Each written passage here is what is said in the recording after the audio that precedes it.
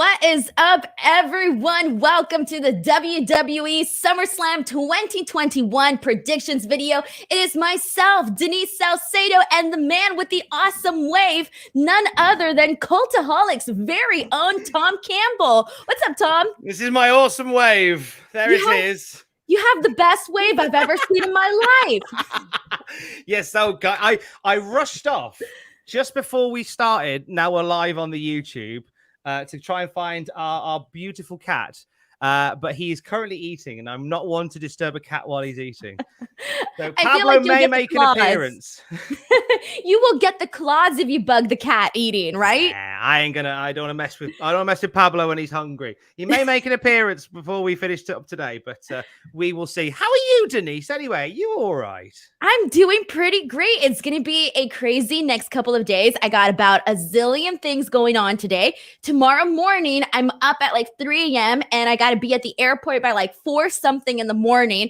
And I'll be leaving Los Angeles like at 6 something and arriving to Las Vegas by I'll be in Las Vegas before 9 a.m. So I'm literally just like 1 million things to do, haven't packed, don't got an outfit. So it's pretty much that. But Tom, enough about me. We need to talk about this because I think that I need to give you some credit here because you really were the first person that I guess I can say I made friends with at Cultaholic. Oh, I don't even know how it happened, but somehow we ended up in each other's DMs, and I feel terrible because we're not even friends, Denise. I feel terrible.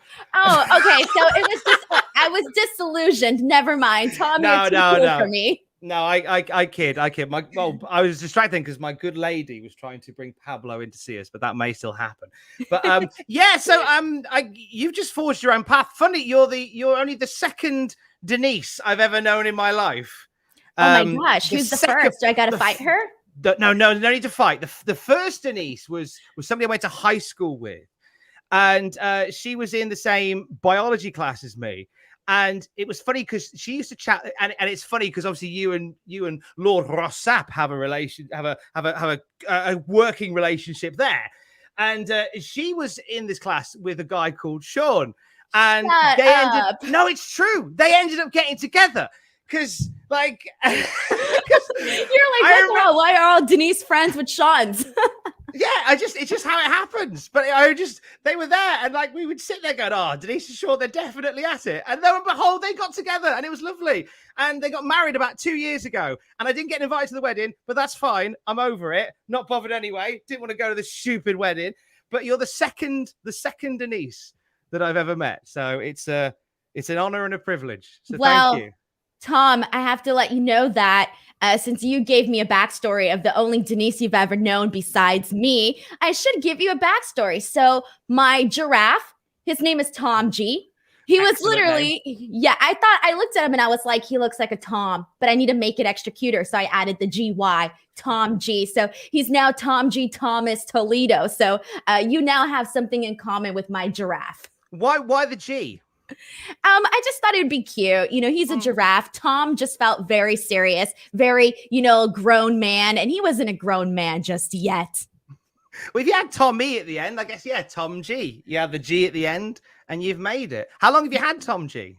16 years, I think now, 17 years. So so Tom G's been in my life for a very, very long time. But let's do this, Tom. We're here to talk about SummerSlam. No, I want to talk more about Tom G. Where's Tom G? Oh, he's not here right now. He's in the other room, actually. He's very, very special when it comes to his appearances and where he's actually going to go ahead and appear. Livid. Okay. Denise has got a giraffe and she's not sharing it with us. Furious. Sorry, my good lady, I was just talking to then. The giraffe's not making an appearance today. He's not getting paid enough for this. Furious. Fine. Whatever. We'll talk about wrestling instead. I'm not bothered. Let's do this. So BTW, if you guys are watching the stream live, make sure to interact in the chat. I will be reading comments as we go throughout this entire stream. If you want your comment read on the air, you can send in a super chat and I will definitely read your comment on the air. But let's get to it. So we actually have a lot of matches lined up for SummerSlam. And before we get into those matches and what they are and who we think's going to win and all of the stuff that we do here on prediction shows, I kind of want to get an idea of how much are you looking forward to SummerSlam? Overall, do you think that the buzz for SummerSlam is there? I'm always looking forward to SummerSlam. Like for me, SummerSlam is my favorite event of the year next to Survivor Series. There's something special about SummerSlam. I don't know whether there's a kinship, because obviously back in 1992 we had the SummerSlam in Wembley, and it's a constant bugbear that we don't have another SummerSlam since then. So SummerSlams are always special. This year it's different. It hits different this year. I think the hype and the vibe would have been greater had there not been something happening on Friday that is catching a lot of wrestling attention. That being the possible debut in Chicago of D'Lo Brown. Yeah, D'Lo Brown. It's going to be D'Lo. It's going to be D'Lo. Definitely. But I think once all that has happened, and then once eyes go to Vegas, I think sort of late Saturday afternoon, you might see a rise in the vibe for SummerSlam. But I'm up for it this year. WWE, for all its faults as a week-to-week wrestling product, and there are a lot of faults. They always seem to hit it home when it comes to these big events. Like whatever booking issues and backstage nonsense is going on, they always drive it home with these big events. And I don't think this will be any different. I 100% agree with you. Like, that's the thing. Like, we know that, Raw isn't always going to be the greatest. We know NXT is a hit or miss, SmackDown hit or miss, depending on what's going on for the week. But I feel that for the most part, I'm never on here, saying anything bad about a pay-per-view, because for the most part, I do think that they put on a good product when it comes to the pay-per-views. They're able to build those moments. And I think that's why fans get angry, because you're like, well, we had these awesome moments on the pay-per-view. Why can't we do that on weekly television?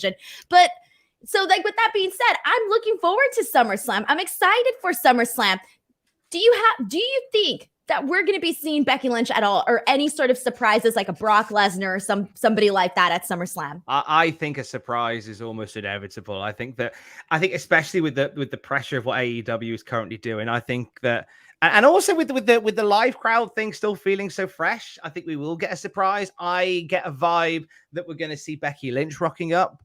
I think they've set something, whether it's the exact thing that we want for her or not.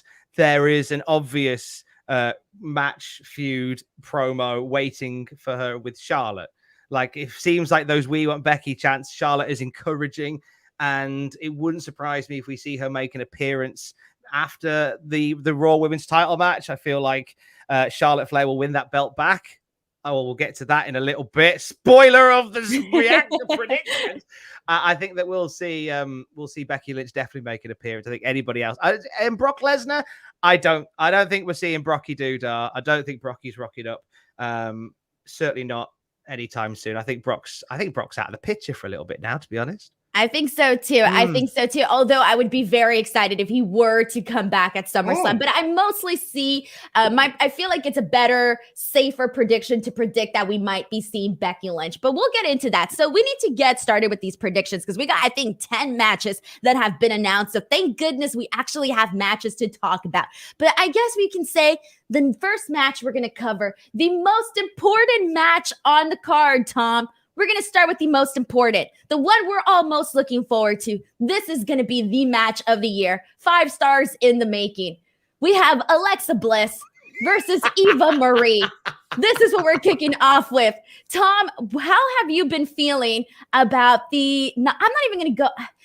How do you feel about the Lily Alexa Bliss story, along with the Eva Marie evolution dewdrop fiasco that's all been? These are 2 very unique storylines, or 2 unique personas coming together. What are your thoughts on this, and who do you think's winning? With this one, it's weird, because all I can think about is dewdrop, because Piper Niven, like. I'll drop a couple of names as we go through, but Viper is somebody that I've ringing out here in the UK. Before she was Piper Niven, she was a big star in the indie circuit. She at one point she was holding about 30 different championships at once, and it frustrates. And I know there'll be Alexa Bliss stands that are listening. and fans of Eva Marie as well. And who will come at me when I say this, but the most talented wrestler out of these three is outside the ring, and that always does my head in. I'm gonna have to come at you, Tom. I'm gonna have to fight me, here, bro, because I have to disagree. I am a way bigger fan of Alexa Bliss and her in-ring work. I'm sorry. I think that a lot of people have forgotten how good she is. So, Tom, I'm ready to fight, man. Come at me, bro. I'm not saying that she's crap. I want to just point that out there before you throw something at me. I don't think she's crap. I just think that Piper Niven is a superior performer. But in terms of how this one will go, I mean, the story itself, I get that wrestling is silly, and it is, and it's fine. I like wrestling when it's silly, but the stuff with Lily, it's not landing for me. It's just not. And I want it to do, but it's just not landing. And I think that they've still got the momentum behind Alexa Bliss. I feel like the Eva Marie thing has sort of stalled a little bit, and kind of attaching her to Alexa Bliss is giving us something with some meat to do. But I don't know. I just think that the Lily stuff isn't landing as far as I'm concerned. I can't say I'm buzzing for this match. Well, I don't even. Do you think we're not even going to see Eva Marie in this match? I'm pretty sure it's going to be Doudrop. That'll be all right. Actually, do you know what? If we get Doudrop versus Alexa Bliss, that is a far better thing that we get. I'd be happier to get a bit of a back and forth, like 5 or 6 minutes with Alexa Bliss and Doudrop. I don't want too much more than that in this occasion. But then, I get that you have to suspend your disbelief, but WWE make it really hard for us to suspend our disbelief. When you had the thing with Lily winking at Doudrop, the doll winks at Doudrop, and everyone's going, that didn't happen. Just go onto the YouTube channel and watch it. You can see it happen. Like, ask Kevin Dunn. He filmed it. It happened. Like, it's hard to suspend your disbelief with something that, what's the technical word? Wanky. Definitely wanky, yes. Definitely definitely, Denise, wanky, definitely. Well, she had the winking. She gave the scary face to Doudrop. At one point, she got herself back up from the ground. So, I mean, I guess you can say Lily has more powers than we expected. But I think in terms of matches, this is one where I'm like, I hate to say it, but it's either going to be like one of those matches where you get up, take a break, come back, I don't know. Or maybe you stick around to see what on earth they're going to do, how crazy this is actually going to get with Lily and whatnot. But Tom, we actually have our first super chat of the day. So thank you so much to Tremaine Perryman, who says, quote, hey, Tom, glad you're collaborating with Denise. As far as the match, at least it's not a bra and panties match. Is that how far we've gotten, that we're at least thankful it's not a bra and panties match? We are removed from what is ostensibly a very awkward time in professional wrestling, and I'm delighted for it. So yeah, thank you, Tremaine. I'm glad also that it is not a bra and panties match. It doesn't we never need to see one again. We really don't. So are you going then? So if it's Eva Marie, are you going for Eva Marie in this match? Or if it's Eva Marie, are you going for Alexa Bliss? But if it is Doudrop, are you going for Doudrop? I will pick Alexa Bliss either way. Okay. I think Alexa Bliss either way, and I think this will be where I think they'll just bin off the Eva Marie Doudrop thing here. I think this is where we will get. I don't think this is going much longer. I think this is where either. I think Doudrop. You're right. Doudrop will get subbed in. Bliss will beat Doudrop. Eva will get angry. Doudrop will go off and do her own thing. Welcome Piper Niven to the roster. Let's all have a lovely time. Hope springs eternal. Hope springs eternal. I actually don't think so. I think we're going to be seeing more of this Eva Marie Doudrop stuff. I do not have faith that it's going to end at SummerSlam. I do have Alexa Bliss winning, but I do think that they're going to continue this storyline even afterwards, because it's like, what else are you going to do with Eva Marie? Like right now, there really isn't much that I think that they have planned for her. So I have a feeling we're going to see this thing with her and Doudrop play out just a little bit longer. Fine. I disagree. But here we go. We're going to move on to the next match. And here we go. We have none other than the Raw Tag Team Champions, AJ Styles and Omos, versus the duo that has everybody's hearts, Randy Orton, Matt Riddle, you know them as RK Bro. So, Tom, do you see RK Bro becoming tag team champions, or do you see AJ Styles and Omos retaining? And also, how do you feel about the storyline that we're seeing with RK Bro? I liked it. I like the whole Randy Orton as the promo Orton did on Monday, where he's like, okay, kid, you finally earned my respect. I like that dynamic. I don't really want an Orton Riddle team all the time. I don't want that. I'd be quite happy if we transition this quite quickly now into Orton versus Riddle. So So you want them to rush it? I don't. I actually kind of want to see this play out a little bit more. I'm loving. They're like the best thing on Raw. Well, it's more the case that I don't want them to. I want them to spiral off and do their thing. I kind of maybe because Orton's been away, maybe they haven't given us all the notes. They haven't hit all the notes that we want to hit. I'm more invested in an Orton Riddle feud than Orton and Riddle as odd couple tag team. I think, but I like that you're different. You think differently to that. I just think that they could do a lot more still. They've been. What would you have them do next then? I don't know. I want more funny segments. I want them to be, officially on the same page. And then eventually, I just feel like we have enough time to, have them turn against one another, have them feud against one another. I feel like we have plenty of time to get there. And I think we'll treasure that storyline a lot more if we get more out of them, essentially with this like love-hate relationship that we're seeing between Randy and Matt Riddle. So I do think that there's still a little bit more storytelling left with that. But I feel like everybody on the comments is wanting to see RK Bro win here. And I kind of feel like they've actually won the hearts of the WWE universe. Well, who am I? Who am I to go against the will of the WWE universe? I'm still picking AJ and Omos to win. I was still only because again, part of me wants to see Orton just drop Riddle with an RKO.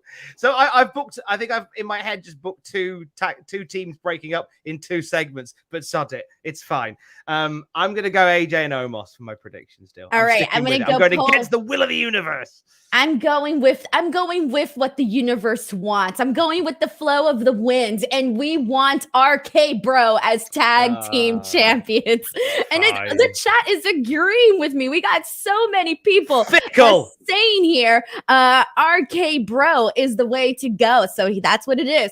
Next person, RK Bro is a loser. Look at next match, here we go. We got none other than the SmackDown Tag Team Champions, the Usos, versus Rey Mysterio and Dominik Mysterio. And before I even get to your prediction, Tom, do you even care about this match? It's a bit filler, isn't it? I don't care about this match. I mean, they'll have a good match. They'll have a lovely time. Sorry, the sun's coming through in my spare room in the isolation station. So it feels like I'm being sucked into a white hole, but I'm fine.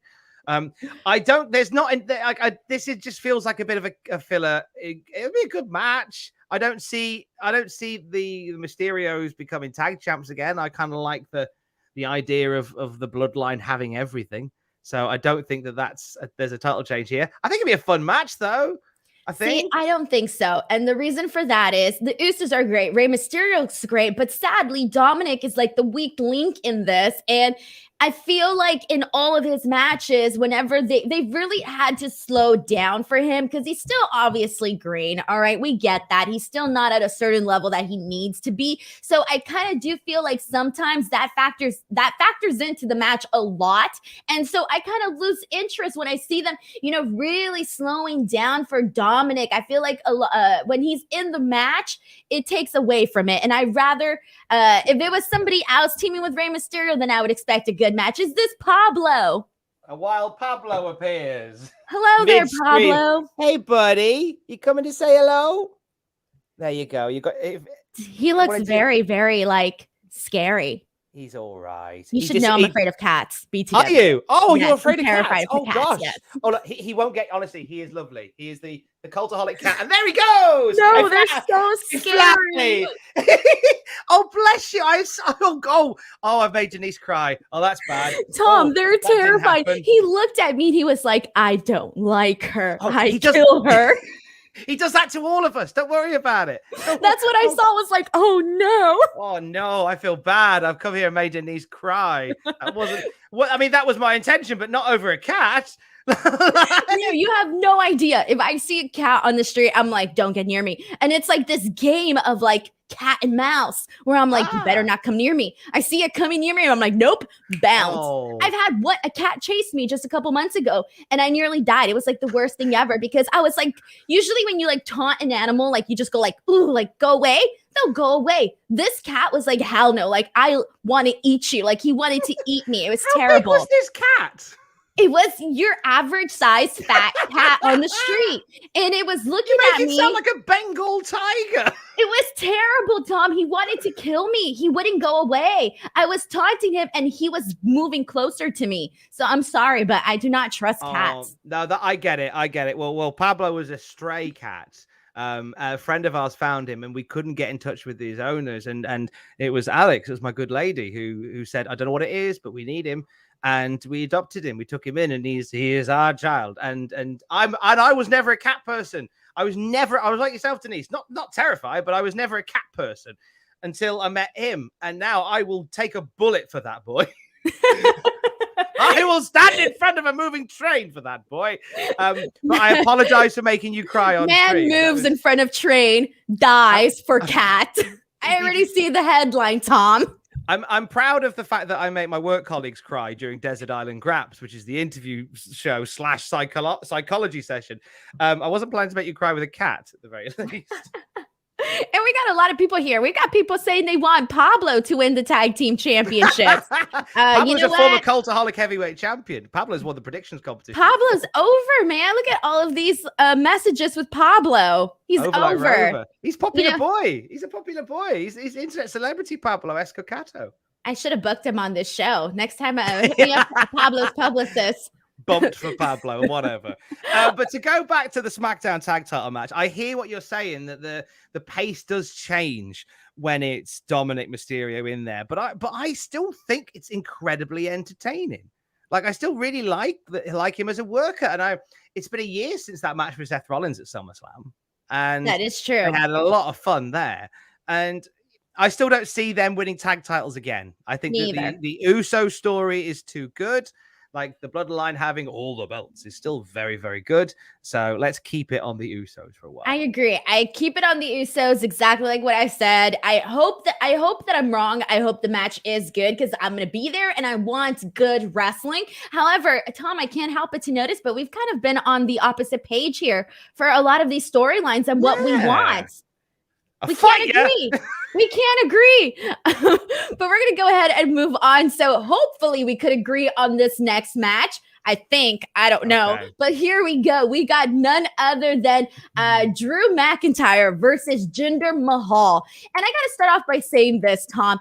Did you think that Drew McIntyre at the top of this year, or when he was still champion, did you think that his big SummerSlam match in front of thousands of people in Las Vegas was gonna be against Jinder Mahal? I'd heard rumors and I hoped they weren't true because it kind of felt like they were saving Drew's big rise back to the top for SummerSlam. And and do you not feel, Denise, his stock has dropped. Drew McIntyre's, yes. And I hate saying that because he's very much over here. He's very much the Andy Murray, the tennis player Andy Murray. When he does well, he's British. When he doesn't do well, he's Scottish. So I'm very happy for Scottish Drew McIntyre to be on the SummerSlam card facing Jinder flipping Mahal with his. They've leaned. The thing is, Denise, with your eyes so blue. They've leaned too far into the Scottishness of Drew McIntyre. Like he cuts these promos where he's just spouting Gaelic stories from the past. He has a sword now. It's like I genuinely think we are this close to having a 4G visual Loch Ness monster across the screen as he makes his entrance. Those little 3D graphics that they've been using. Yeah. I have this horrible feeling in my waters that's probably what we're going to get. Like they're leaning so deep into it. And WWE, they can't help but meddle with things, with feuds, with people. And if you let Drew be Drew, it's gonna be fine.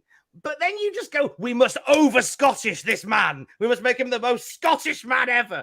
And everyone's gone, thanks, I hate it. I hate it. Exactly. And I can't help but to agree with you on this, because Drew McIntyre was somebody that, when he won the Royal Rumble, when he won the championship, I can say that a majority of the fan base was like, yeah, we're on this. We're on the Drew McIntyre, bandwagon. We're all here. We're rooting for him, etc. And then they just made him very unlikable. And I didn't think that Drew McIntyre would become unlikable. And he's still obviously, Drew McIntyre. So I think if they still, decided to change things up with him a little bit, get him into an interesting feud that isn't about swords or motorcycles or anything like that, I will still be a fan of Drew McIntyre. I still consider myself a fan of Drew McIntyre, but I am not interested in this match whatsoever. The story that they're building here, the story that they're telling me is that there is a possibility that Drew McIntyre may shank Jinder Mahal. That is what you're telling me, with him essentially showing up with his sword. And let's be real, that ain't gonna happen. You can't tease you're going to kill a man with a sword. If you're not going to kill him out, you can't even do what Triple H does with his sledgehammer, where he holds the tip of it. Like, imagine Drew running at him and holding the tip of the sword. God, they're going to do it, aren't they? Hold the tip. Hold the tip. Just the tip. Hold the tip. This podcast has gone off the rails, Tom. A little bit. I knew this would happen. I apologize profusely. I think we're going to agree on this one, Denise. I think we're going to agree. I think this is going to be Iron Drew winning this. Do you think? I would hope so. If he doesn't, this would be like the fall of Drew McIntyre, with the whole history lessons and everything crumbling down, just a bunch of textbooks falling down. But we got a super chat from Collins on the Rocks. Thank you so much to Collins on the Rocks, who says, Collins, love this collab. Love ya. Bye. Love you. Bye. Collins is in. Collins does a podcast called Collins on the Rocks. She's a very, very talented podcaster. She's just a good human being. And how lovely to see Collins in. Hello, Collins. Thank you so much, Collins, for sending in this super chat. I really appreciate it. That's great. Okay, we actually got a couple more. Yay. Oh, wow. We got one from Tremaine Perryman, who says, I think this feud is missing Heath Slater, or any history of the Drew and Jinder. Any history of Drew and Jinder would allow the match to have more emotional gravity. So, yeah. What they could have leaned into that a bit more, but they chose not to. They the whole thing of, here's two guys who were in a sort of going nowhere stable, who both went off and became WWE champion. Like, you could tell this story, but you choose to do the sword and you see that a lot, though. Like, they could choose to do a different story, and then we see them go with this total opposite, polar opposite type of story. We actually have another super chat from Gar Monroe. Thank you so much, Gary. Hello, Gary. Oh, and I'm calling him Gar. No, because I get it, because his name is Gar Monroe on here, but Gary Monroe is he frequents our Twitch streams quite a bit. So nice to see Gary here tonight. Hi, I love this. I love, like, everybody from Cultaholic coming over. So I'm stealing your fans, Tom. Absolutely. I'm going to steal them all. Gary says, give it a week and Drew will be saying, you bust me open and you'll see the tartan blood flow from my head. What is tartan blood? Tartan is the checkered pattern that kilts have in Scotland. Gary Monroe is a Scottish man. I would call him Scotch, but he'd get very cross because they don't like being called Scotch to the Scotch. But he's got a check. There's the checkered pattern that they have on kilts. Is tartan. So they don't just call it like plaid material, whatever. Tartan. I had no idea it had an official name. You learn something new every day. My knowledge on the Scottish is not very great. Everything I know, I learned from Drew McIntyre. You're on a hide into nothing there, if that is the case. Thank you so much to Gary for sending in this super chat. Oh my goodness. All right. So yeah, I think we're both on par with Drew McIntyre winning this. And we also think that they could have done better on this one. But here we go, because this next match, to be honest, I don't think I have an official answer. I think I do. But here we go. Let's see what we got here. We got Edge versus Seth Rollins. I think this one can go either way. Tom, that's who do you want to see winning sexy picture of Seth Rollins there. I just want to point out how sexy that picture is of Seth Rollins. Those eyes are are leading me a certain way, you know. Very smoldering eyes, Tom. Are you being captivated right now by Seth Rollins? My bread's been buttered the one side all my life, but a chap like that could turn a guy's head. That's smoldering eyes from Seth Rollins there. Edge, not so much. I'm more drawn in. Alex, good lady, has popped red around the door. Those are smoldering eyes on Seth Rollins, aren't they? Always, she says. There you go. Smoldering Seth Rollins' eyes. We're both drawn into Rollins' eyes. Becky Lynch is about to make her debut on this podcast and kick your butt, Tom. She'll be like, those are my smoldering eyes. Becky Lynch saw those smoldering eyes, and there's another baby on the way. So this one, now, this is going to be the match that probably steals the night. I have a feeling in my waters that this is going to be one that steals the night. Seth Rollins and Edge. I feel there's a beautiful story that they have leaned into a little bit, which is nice, like a bit of historical stuff they've leaned into. And the work rate on them both at the moment is second to none. Like, Edge has come back and it's like he hasn't missed a beat. If anything, I'd say that Edge is a more mature, more well-rounded performer than he ever was. I think Seth Rollins has grown into multiple roles during the last couple of years. And I think that he's doing some of his best in-ring work ever. And I think they're going to steal the night. I think that this is one of those matches that even though it doesn't have, really any stakes, it could go either way. I'm like 50-50 on who I think is going to win here. I do think that this match has the potential of being match of the night, 100%, especially Seth Rollins. I feel like he always puts on these very exciting, and that's not to take anything away from Edge, but just to focus really quickly on Seth Rollins, is that he always puts on these very entertaining pay-per-view matches. And for the most part, I feel like all like the last several pay-per-views that he's been on, his matches have always been, something to talk about, something to get excited about. So I do agree with this. Did you have Edge or Seth Rollins as your pick though? I am gonna, because I don't want this to be the only time that these two dance. So I think we need to set the pace. And I'd like Seth Rollins to beat Edge. I agree. I'm also going with Seth Rollins here. Oh, we're starting to see a shift here in our podcast duo. We're starting to agree with one another. We must change that immediately. We got a super chat from Manuel Cifuentes. Thank you so much to Manuel, who says, "Hey, y'all, big fans of both of you. Couldn't care less for SummerSlam, but looking forward to TakeOver 36. Love ya, bye, haha, #cats rule." Yay! I love this. Love you, bye, Manuel. Thank you so much to Manuel for sending in this super chat.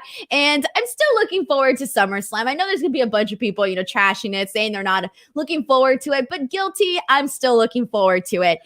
We got another super chat. This one is from Trey Man. Perry Man, thank you so much for sending in multiple super chats.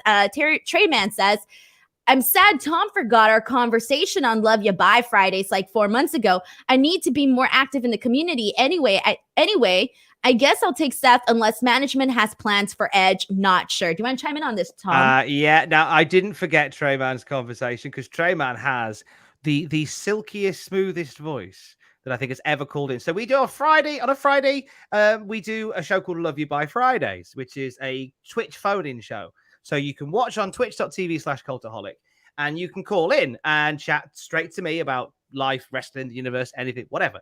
And so we have a wonderful base of people that always give us a call, and new friends are always welcome. We're back on Friday at 6 p.m. British summertime, twitch.tv/Cultaholic. And Tremaine called in. I remember it was a while ago because we all got moved back home, and it was in this very room, in this very isolation station where we were doing Love You By Fridays. And Tremaine's just got a lovely, silky, golden voice. And it's always nice when you hear people that have got that lovely voice. Tremaine, call back in again, brother. Call back in again. We haven't forgotten about you. I love this. I love this. Thank you so much for sending in this message. All right, so we are going to go ahead and move on to the next match here. We got a lot of matches to talk about, but we're halfway there. Next one, I hope we're on the same page, Tom. If we're not, I will fight you on this one. Here we go. Sheamus versus Damian Priest for the U.S. Championship. Obviously, Sheamus defending his title. Do you think that we're going to see a brand new U.S. champion in Damian Priest? And do you even want to see it? I think we need to. I think Damian Priest has been in this weird limbo since WrestleMania. Like him and Miz and Morrison, just like this is a company that even when they have released so many wrestlers, still have such a dense roster of people that we've just seen Miz and Morrison and Damian Priest round and round and round and round and round and round. And this could have been Damian Priest versus somebody working in concessions. I'd just be happy to see Damian Priest versus anyone else. But the fact that it's Sheamus, the fact that it's for the US title, I'm up for this because I feel like this could be a turning point. Sheamus as US champion, similar issue to Damian Priest. He's been doing these open challenges, and Humberto Carrillo keeps coming out, and Ricochet, and Humberto, and round and round and round and round. We go like a monkey with a miniature cymbal. And I'm ready for both of them to be doing other things now. And I think you have a lovely launching off point with Damian Priest becoming the US champion here. And really, because that is a good title. That's a prestigious title. You know, depending on if you're a wrestling fan of a certain vintage, it traces back to like the 70s and the 80s, and then there's a big break in the middle, and then it came back in 2003, and there's so much in that title. And I love a mid-card title when there's a mid-card division, and I just feel like the US title just feels so redundant again at the moment. So put it on Priest.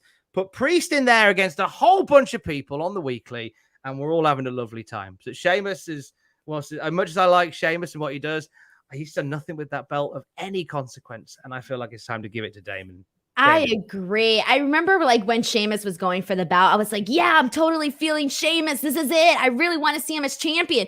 Cool. He becomes champion.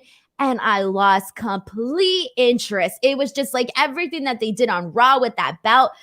It was, again, like you said, just a bunch of the same thing going round and round with absolutely no interest whatsoever. And here's the thing with Damian Priest is that he's one of those guys that I feel like a lot of people are like rooting for because, you know, you can see that potential in him and you're like, all right, like, let's see what they can do with Damian Priest. And I just do not want to see Damian Priest anywhere near The Miz or Morrison anymore. I am completely over that. I want to see Damian Priest wrestle different people. Like you said, I don't care who. I agree with you. Take the hot dog man. Take the cotton candy man. Whoever the hell is passing out food these days.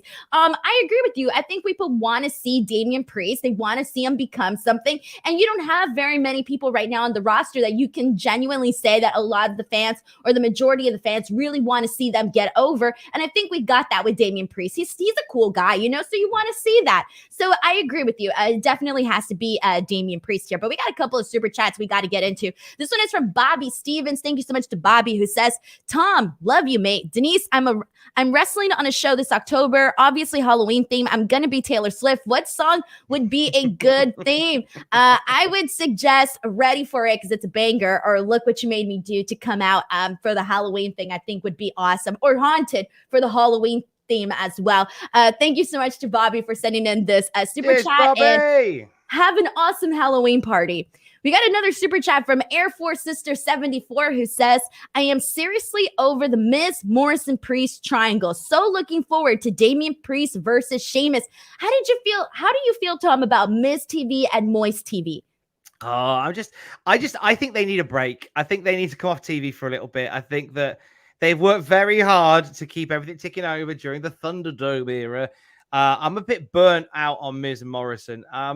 They're leaning into the Johnny Drip Drip Moist TV thing, and that's great. I'd like to see them apart for a little bit, maybe move one to Raw, one to SmackDown, just to freshen things up on Monday Night Raw. It was fun at first. I just feel like, and also like, I think if you let Miz and Morrison a bit more off the chain, I think they'd have more fun. A lot of the dialogue for me sounds very much like it was written by a 70-year-old pal. Yes.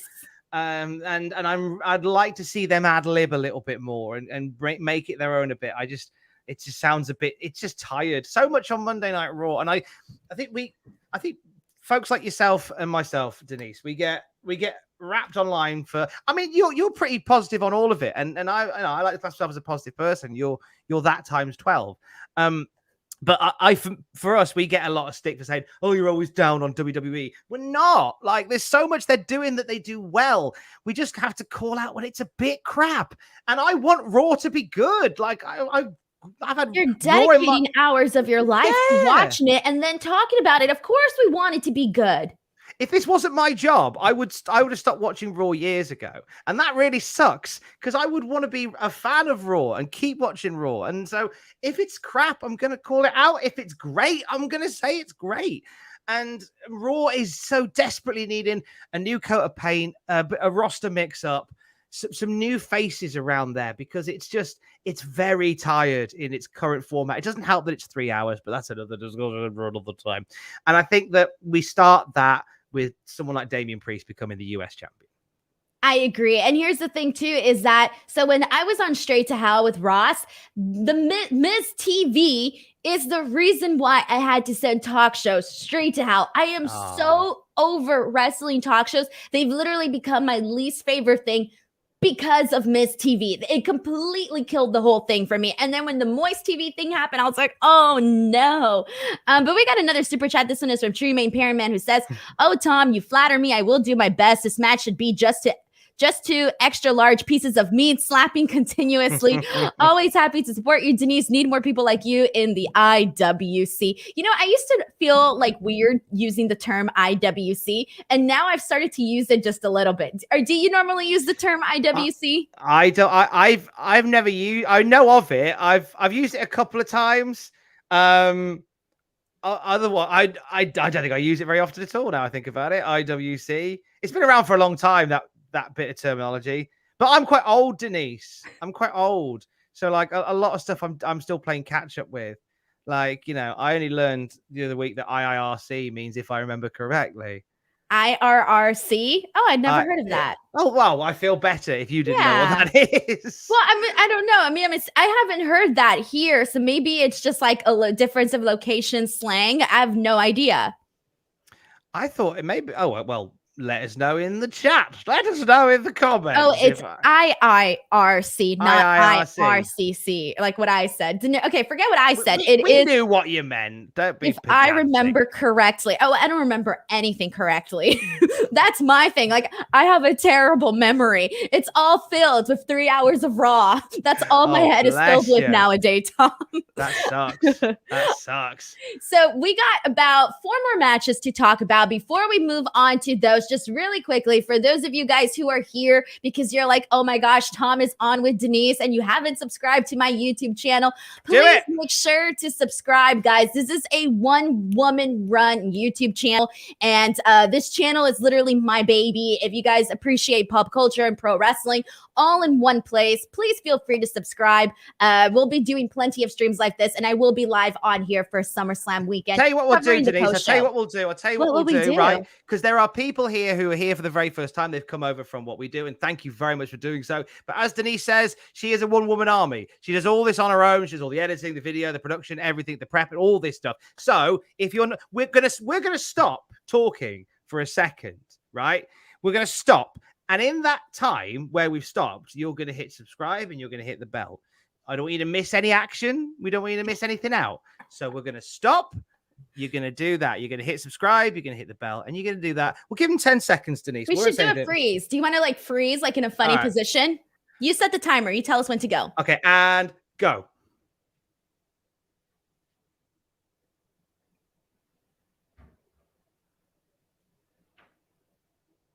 Okay, you're done. Cool. Thank you.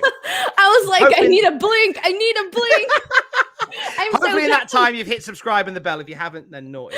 Oh my gosh. Thank you so much, Tom. I really appreciate it. Thank you to everybody who's subscribing. So let's go ahead and get this moving. We still got 4 more matches. Oh my gosh. Here we go. Bianca Belair, Sasha Banks. This is a match that I think everybody's looking forward to based on what we saw from them at WrestleMania. Do you think Bianca Belair retains her title, the SmackDown Women's Championship, Tom? There's some speculation that this match might not happen at all. I know. I don't know what to say. I hope it happens. I hope it does as well, because they had an absolute barnstorm at WrestleMania. These two with the best match of possibly both nights, Sasha Banks and Bianca Belair. Just a beautiful moment with those two headlining night one. They're magic together. They're absolute magic. Bianca Belair is kind of what I'm talking about when I say these, like Raw needs like a fresh cut of paint and a new image, a new feel. And Bianca Belair is doing that for the SmackDown women's division. Like, she is that fresh injection that it needed as the top person. Sasha Banks coming back, I think, will solidify Bianca Belair as champion. They can have They can pick up where they left off from WrestleMania. Gutted that Bayley got injured, because there was some magic in the air with Bayley and Bianca Belair that is now on ice. But if the match goes ahead, I think it's going to be solid. I think the energy is going to be different to WrestleMania, which is why I'm excited about it, because whereas before it was very much sort of babyface, Sasha, little bit shades of heelness. Like, this is now full fat bad guy Sasha Banks and full on good guy Bianca Belair. So I think the energy is going to be different. I think this is, if Edge and Seth doesn't steal the night, this might. I agree. And here's the thing too, is that I think it should be Bianca Belair. I think she should retain, because she really needs something to, just really keep establishing her reign as champion. I'm tired of seeing all of these failed women's championship runs. I mean, since Becky Lynch, I don't feel like we've had a very strong women's championship run. Even Sasha Banks, I loved her run. I did think that they could have done a lot more with it, but obviously it was time for Bianca Belair to sort of take over. And I want to see Bianca Belair. I think that they can tell this story, I think that she should be the champion. And then especially, after she became champion, really the only person that she had to feud with was Bayley. So if it wasn't for Bayley, I don't even know what they would have done with Bianca Belair as champion. She would have been in this program with Carmella or I don't know. So it would have been kind of, not that great, but I do think that Bianca Belair is somebody that is improving even more so now that we have audiences. And I think she's a champion that is going to thrive with now the incorporation of the crowd and whatnot. Absolutely. And I think that I agree with you. I think that Bianca should retain. I'm not in a rush to see, like you say, another failed title run where the legs get cut off. I'm not in a rush to see anybody take the belt off Bianca right now. I think even in rematches with Sasha, I think Sasha is there to help continue to grow Bianca Belair. Who dethrones Bianca Belair? I'm not too sure at this point, but I'm not in a rush to see her lose the title. I want to see these two have a match, and then I want to see them fight again, maybe next month, do something a bit stipulation-y. And then have Bianca win again, because why not? Just keep having Bianca Belair win all the things. So I think we're in agreement on this, aren't we? I think we're in agreement. I agree with you here. And we got Bianca a super Belair. chat from N64 Live Podcast. It says subs. Thank you so much. I like how you know everybody by their first name. I'm like my nan when she walks through town, just like everybody. Oh, hello, Rose. How are you doing? How's your legs? I know everybody, so it's nice to. And I'm just I call everybody by their username, because I know everybody by their username. But here's the thing about me though, is that once I see people's usernames a bunch of times, I will know that person based off of their username. We got Adrian Al, who also sent in a super chat and says Morrison cost Priest the match with his dripstick. Is my worst. Oh, Morrison costing Priest the match with his dripstick is his worst fear. Love hearing your opinions, Denise. Not nearly enough women in wrestling journalism. I appreciate it. Thank you so much, Adrian. And I believe we had another super chat, if I'm correct. Yes, we got one from Eric Metzloff. Thank you so much to Eric, who says, we love a one-woman army. Go, Denise. Subscribe. Thank you so much. Eric also says, also, just for consistency with all my other super chats with Cultaholic and Wrestle Talk, hashtag Knox for champ, hashtag Tegan all about slap some gold on my fave. I love it. I love it. Thank you so much to Eric for sending in this super chat, BTW. I appreciate it very, very much. All right, so let's get into our next match here that we got to talk about. And the next match that we are going to discuss is the other women's match on the card. And it is a triple threat match for the Raw Women's Championship. Nikki A.S.H defending her title against the former champion, both former champions, Rhea Ripley and Charlotte Flair. What is the possibility here? What are the chances, Tom, of Nikki A.S.H actually retaining her title here? I think it's slim. I do think it's slim. The Nikki thing, I really want to get behind it because we know this is Nikki's idea. This is all Nikki, who created a thing because she wasn't getting on television. She created a gimmick and a character that could talk to a younger audience, which WWE seems to be going after again. She got a cracking artist by the name of Rob Downey. I'll give Rob some love. He's He's designed 2 birthday presents for my good lady where he's drawn her. He's an excellent artist, and he's the one that helps sort of conjure up this image of Nikki as a superhero. And I love the story behind it. The booking's been really hit and miss. Like they don't quite want to commit to Nikki as a champion. It feels like I feel like she's lost more than she's won, and she feels like the under. But I guess if you're booking an underdog, that's kind of what you do. You've booked the champion to be an underdog in this match, which is at least a different storytelling. I don't think they've given her credibility. I think that's what you're trying to get at. Like, she's not necessarily being booked, I would say, as an underdog. I just think that they've taken away credibility from her because, like, the first thing that they did when, she won the title, her first match, even though it wasn't for the title, she lost her first match as champion. And that's very telling, where it's like, okay, you're going to go ahead and have her lose her first match as champion.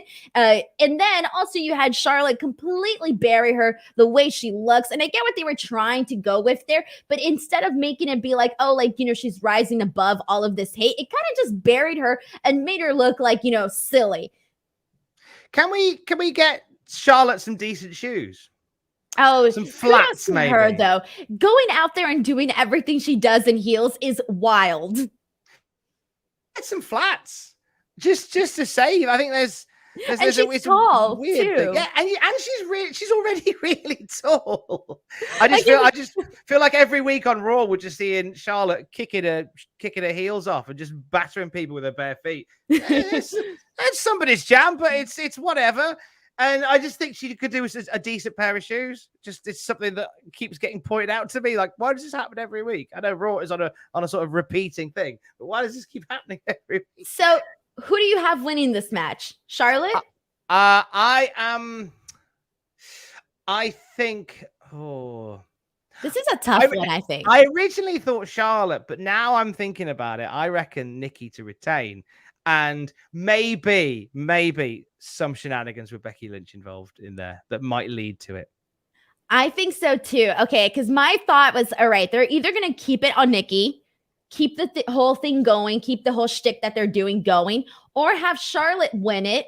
But then at some point, with whoever wins, I am expecting a Becky Lynch return here. Now, I don't know, maybe I'm getting my hopes up, but I really do see it happening during this match. It feels like the most predictable option.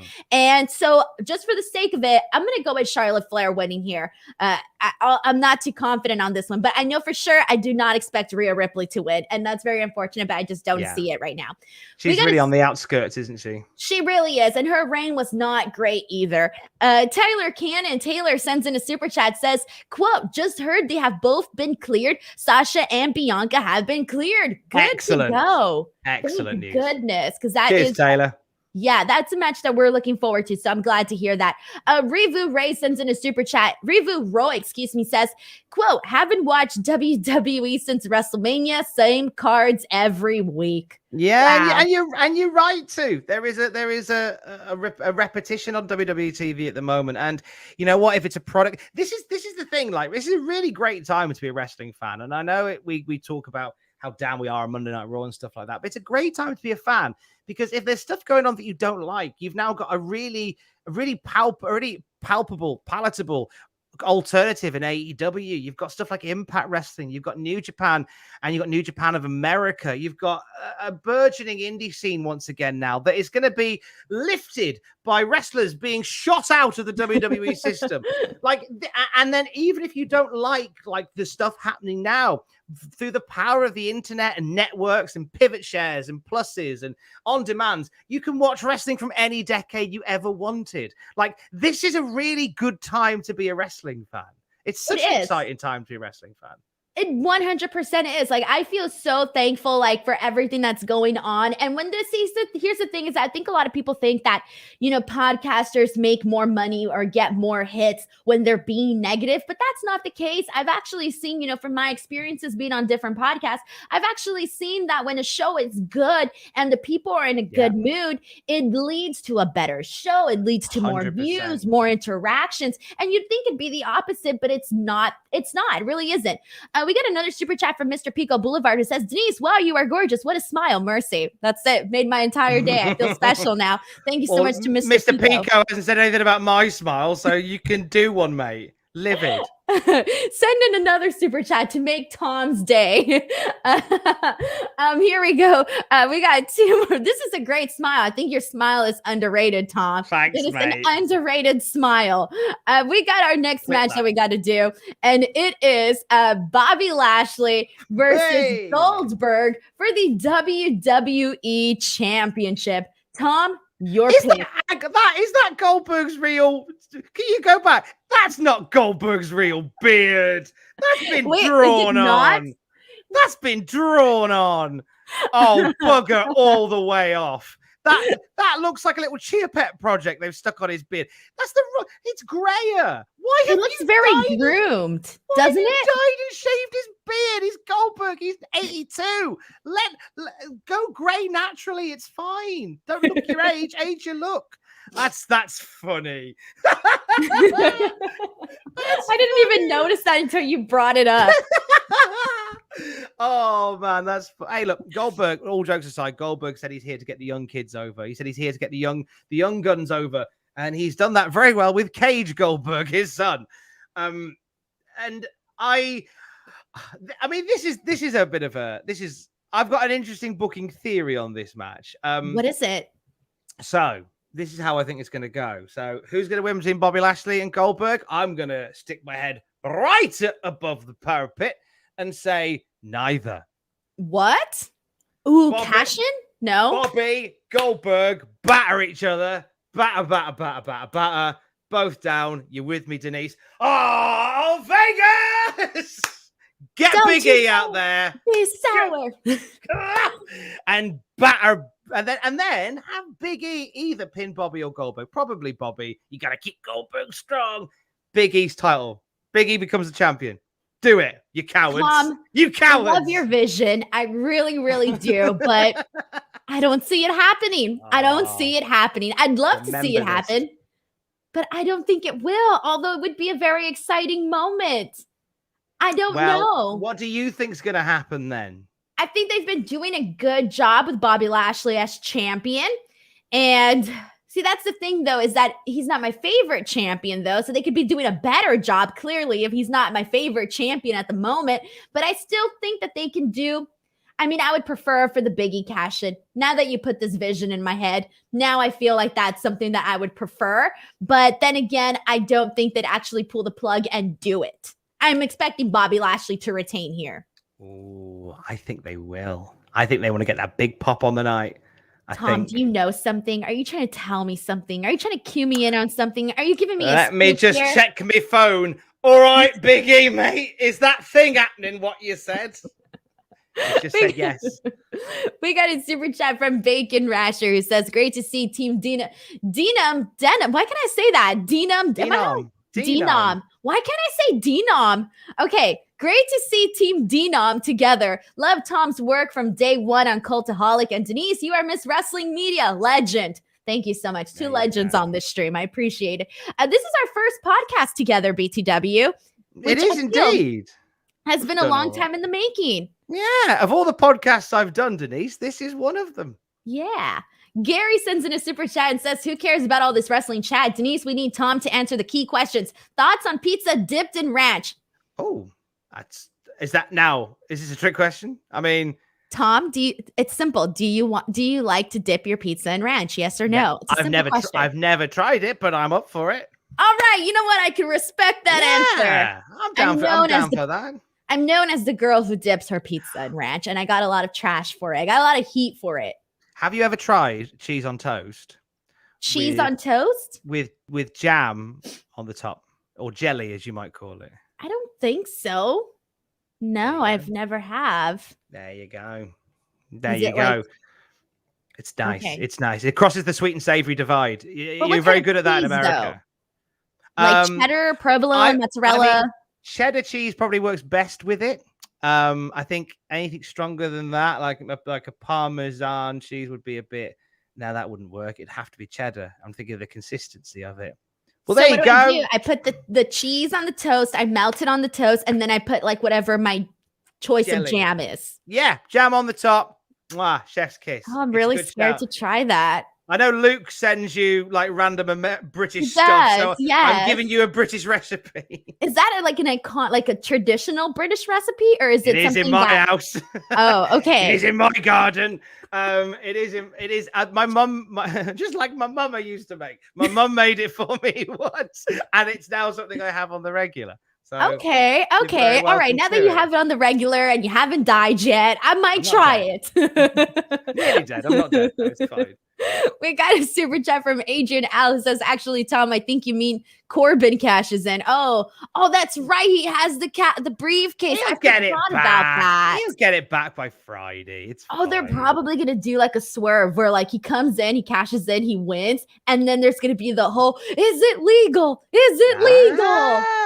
That's what's gonna happen. And then we're gonna go back to court like Miz and Otis. Oh no. more Miz segments. Let's do it. Alrighty, let's see, where are we at here? All right, that's it. Last and final match. Let's get to this, Tom. Here we go. The final one, the creme de la creme. Roman Reigns versus John Cena for the Universal Championship. Who do you got? Right. I know what I think needs to happen, but I'm worried that WWE are, for lack of a better term, petty bar stewards.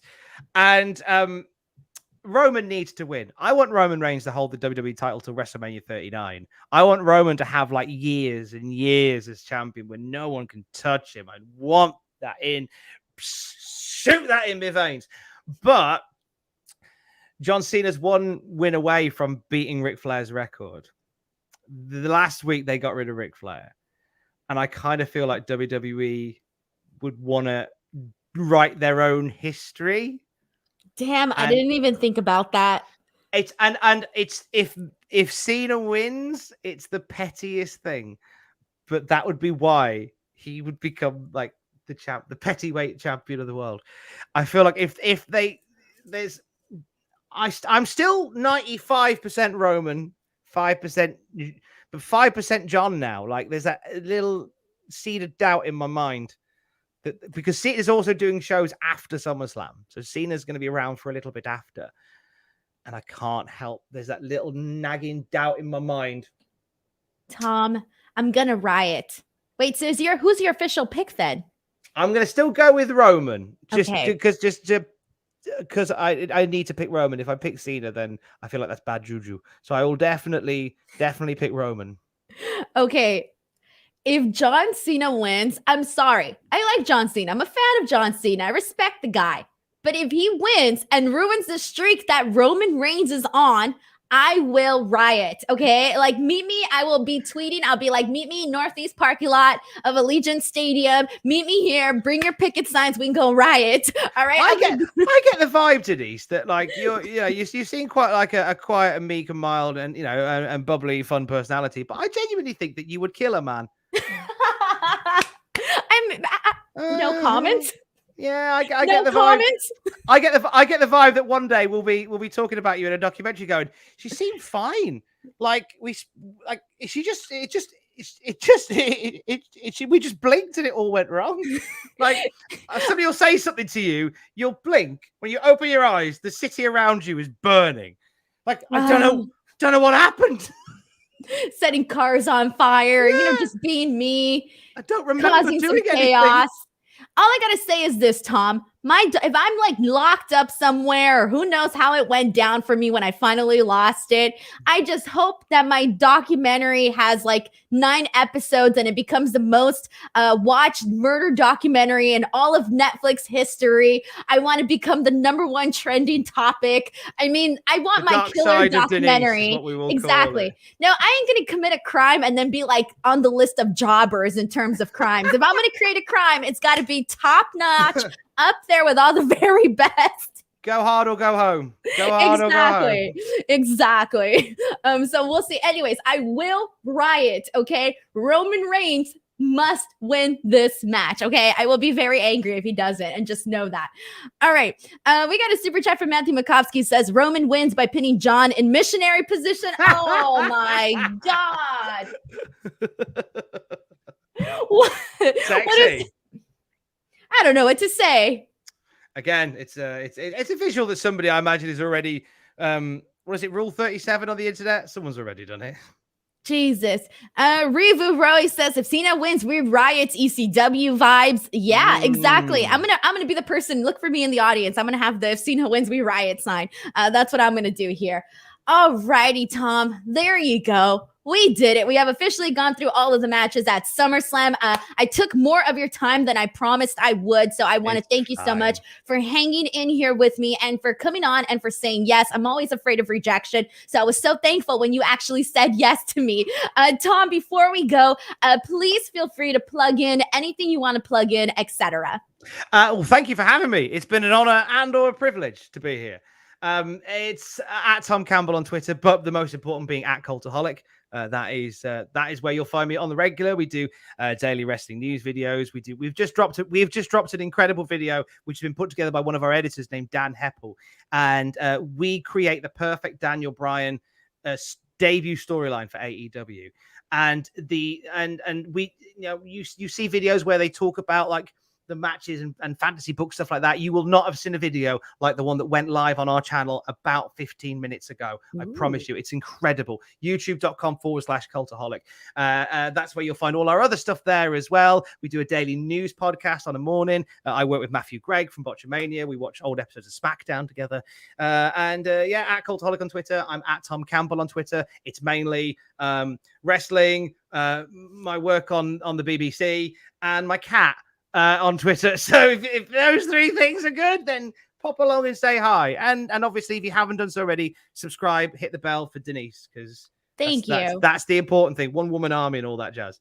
Thank you, Tom. Thank you so much. We got a final super chat that I'm reading for today from Diablo37. It says, Reputation Salcedo coming out if Cena goes over. Hell yeah. You're going to see me on the news. You're going to have to talk to me on BBC radio, BBC News. Be like, crazy woman from Los Angeles goes nuts at Las Vegas. Earlier. You'll get the exclusive, Tom, because you'll be like, I was talking to her, right before the event, and she was perfectly calm. However, she did warn us. The event. Yeah, exactly. Oh my gosh. Okay, we got one more super chat. This is the last one I will be reading. This one's from Brent M, who says, I hate how I slow type. I wrote out a prediction that Big E was going to cash in on Lashley to help avenge Kofi Woods' Hell in a Cell situation. That would be pretty good, actually. There you go. I like it. I like your work, Brent. Thank you, Brent. I love that. Alrighty, guys, there you go. That is our show. Thank you so much to Tom. Guys, please do not forget to subscribe to this channel. And I will be live on Sunday, the day after SummerSlam, on here talking about the show. I will be at Las Vegas the entire weekend. I'll be at the media tryouts. I'll be at the junket. I'll be at the red carpet, and I'll be at the press box. So a lot of media coverage coming to you. You can follow me on Twitter or on Instagram at _ Denise Salcedo, and then subscribe to the channel. I'll also be doing a SummerSlam vlog for my experience in Las Vegas. So thank you guys so much. I think you're doing enough, Denise. I think you're slacking this weekend. I'll be perfectly honest. I know, right? I should work harder. Put a shift in, Denise, for God's sake. Put a shift in. Bye, everyone. Thank you so much, Tom. Bye, guys. Love you. Bye. Love you. Bye. Love you. Bye. Love you. Bye.